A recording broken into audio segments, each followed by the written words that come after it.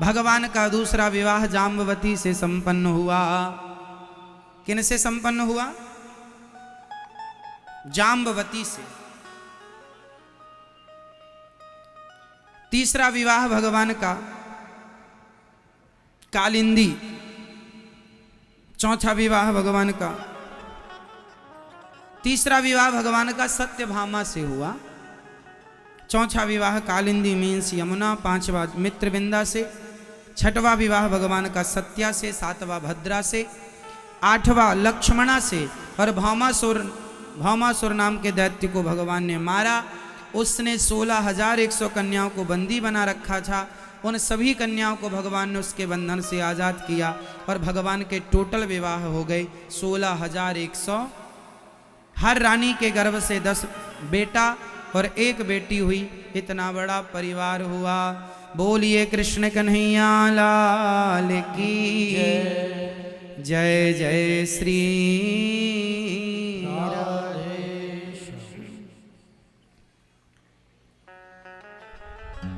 Total विवाह भगवान कितने।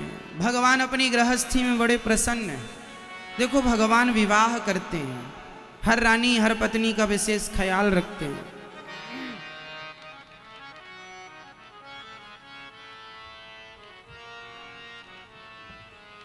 भगवान रुक्मणी जी से हंसी मजाक भी करते हैं। एक बार भगवान ने कहा हमसे विवाह क्यों कर लिया माँ रुक्मणी जी? मूर्छित हो गई। भगवान ने थामा। फिर उषा और अनिरुद्ध का विवाह हुआ। बाणासुर को भगवान ने कृपा करके छोड़ा। भगवान शंकर जी से भगवान कृष्ण का युद्ध हुआ बाणासुर के चक्कर में।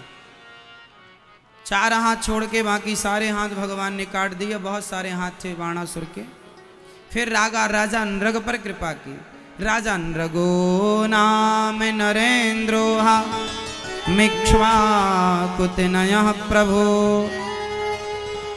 परम दानी परम भक्त नृग गायों का दान करते थे। गौदान जीवन में सर्वश्रेष्ठ दान है। आप लोग भी मरने के पहले गौदान जरूर कर लेना। मरने के बाद गौदान आपके बेटे करें ना करें, गाय की सेवा और गौदान सबको करना चाहिए। गाय की सेवा आप लोग करते हैं? घर में गाय जरूर रखा करो। गौ माता, एक गौ माता की सेवा करो। शुद्ध दूध पियो, दही खाओ। शुद्ध गाय पहले हमारे देश में घर घर गाय हुआ करती थी। 10, 20, 25, 50 गाय। पहले गौधन, गजधन, बाजधन। गौधन ही धन हो। जिसके पास ज्यादा गाय उतना बड़ा आदमी माना जाता। अरे बहुत बड़े आदमी, उनके पास 100 गाय हैं। आजकल अरे उनके पास बड़ी बड़ी 2 गाड़ियां और बंगले बहुत हैं। बंगलों से बड़ा आदमी बन रहा है आज। पहले गाय से बड़ा होता था। गौधन, गजधन, हाथी जिसके पास ज्यादा। अरे बड़ा हाथी है इसके पास। गौधन, गजधन, बाजधन और रतन धन खान। बताओ सबसे बड़ा धन कौन सा है? आप बताओ, फिर आप बताना सबसे बड़ा धन कौन सा? भैया बताओ। दादाजी बताएंगे सबसे बड़ा धन संतोष। जब आवे संतोष धन, सब धन धूरी समान। सबसे बड़ा धन संतोष ही। संतोष। तो राजा नृग ने गौदान किए। एक बार उनका दिया हुआ दान गैया उनके पंडित जी को दी। पंडित जी के खूंटे से छोड़कर इनके पास आ गई। उसी गाय का इन्होंने दोबारा दान कर दिया। वो पंडित जी आए, बोले हमारी गाय है। अब जिनको दे रहे जो उन्होंने दे दिया। उन्होंने कहा हमारी। दोनों में झगड़ा हुआ और राजा होने के नाते ये न्याय ना कर पाए, जिसके कारण इन्हें गिरगिट बनना पड़ा। पर गौदान दिया था जिसके कारण इन्हें भगवान श्री कृष्ण का दर्शन हुआ। दिया हुआ दान व्यर्थ जाएगा ही नहीं, इसलिए गौदान। गौरी गोपाल गौशाला जाके गौ माता का दर्शन जरूर कीजिएगा। आप लोगों ने किया कि नहीं? गौरी गोपाल गौशाला जाइएगा और गौ माता का दर्शन जरूर कीजिएगा। ये गौरी गोपाल गौशाला है और ये गंगा है। जैसे ही गंगा के पास जाओ समझ जाती है कि वो तुरंत अपना पांव आगे कर देती है और कहती है कि पांव दबाओ। कभी देखो ये गाय ना, ये भी प्रेम जानती हैं, ये भी सब समझती हैं। ये देखो कर दिया ना पांव आगे, ये देखो कि पांव दबा दो, देख लिया कि आए हैं जो पांव तुरंत आगे कर दिया। गाय है, सब समझती हैं। जीव सब लोग प्रेम की भाषा समझते हैं। मेरी माँ, प्रेम की चाहत सबको है। जब उसको खिलाने लगो, प्यार करने लगो तो लेट ही जाती है। गंगा है। गौरी गोपाल गौशाला में स्वर्ण कपिला गाय भी हैं। स्वर्ण कपिला मीन्स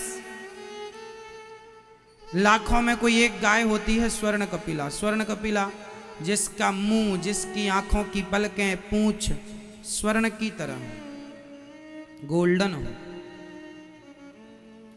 खुरवी गोल्डन हो, स्वर्ण कपिला गाय होती है। ये गाय जो इसको हम आज फेर रहे हैं, ये स्वर्ण कपिला है। सींग भी, मुंह भी देखिए, एक एक अंग, आंखों की पलकें भी देखिएगा।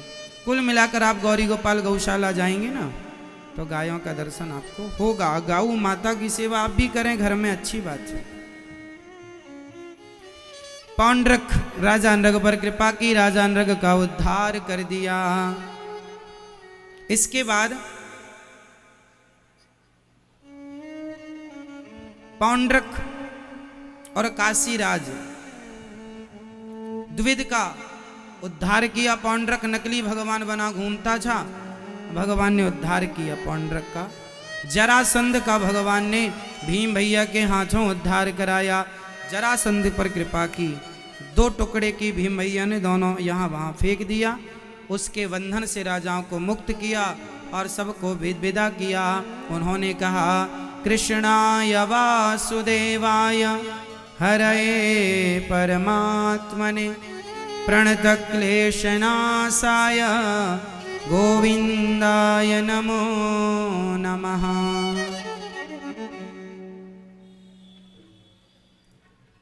तो प्रिय भक्तों, भगवान श्री कृष्ण, भगवान श्री कृष्ण पर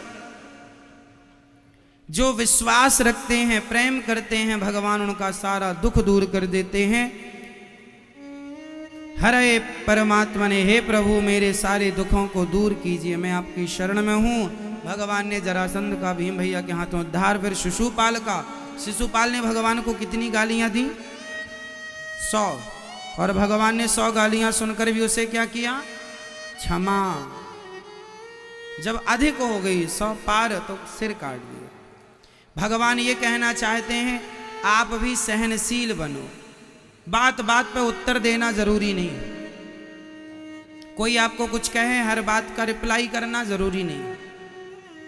किसी ने आपको गाली दी, आपने भी पलट कर, जरूरी नहीं।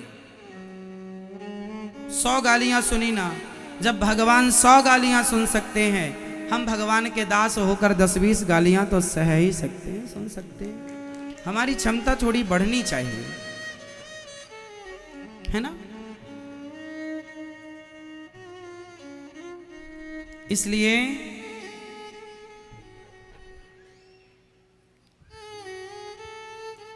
शिशुपाल का उद्धार कर दिया भगवान ने। जब उसने अधिक गालियां दी, फिर धर्मराज युधिष्ठिर के यज्ञ में भगवान गए और यज्ञ पूरा कराया। शाल्व और दंतवक्र का उद्धार किया। भगवान के परम मित्र थे, नाम था सुदामा। कृष्णस्यासीत् सखा कश्चित् ब्राह्मणो ब्रह्मवित्तमः विरक्त इंद्रियार्थेषु प्रशांतात्मा जितेन्द्रियः। सुदामा जी बहुत अच्छे भक्त थे, गरीब थे, जो मिल जाए खा लेते थे, भिक्षाटन करते थे, भिक्षा मांग कर ले आते थे। संतोषी प्राणी थे, संतोषी ब्राह्मण थे। भगवान से प्रेम बहुत था। कुचैलम मलिनम क्षामम ध्वजम धमनि संततम। फटे पुराने कपड़े पहनते थे सुदामा जी, कैसे कपड़े? फटे पुराने, कोई शौक नहीं था। सुदामा जी जो मिल जाता उसी में संतुष्ट रहा करते थे। एक दिन भगवान द्वारिकाधीश की आंखों में आंसू आ गए। रुक्मणी माँ ने पूछा, प्रभु आप रो क्यों रहे हैं? क्या बताऊं रुक्मणी, मेरा भक्त सुदामा है, आज 2 दिन हो गए घर में चूल्हा नहीं जला, कुछ खाया नहीं मेरे भक्त ने। रुक्मणी माँ ने कहा, जब आपको इतनी फिक्र है तो आपका भक्त भूखा कैसे सो सकता? आपने कुछ दिया क्यों नहीं? कैसे दे दूं मैं देना चाहता हूं पर वो मांगता ही नहीं, कोई इच्छा ही नहीं है उसकी।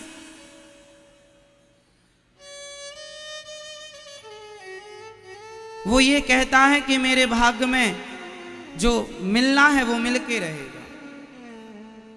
एक बात बताऊं मेरी मां,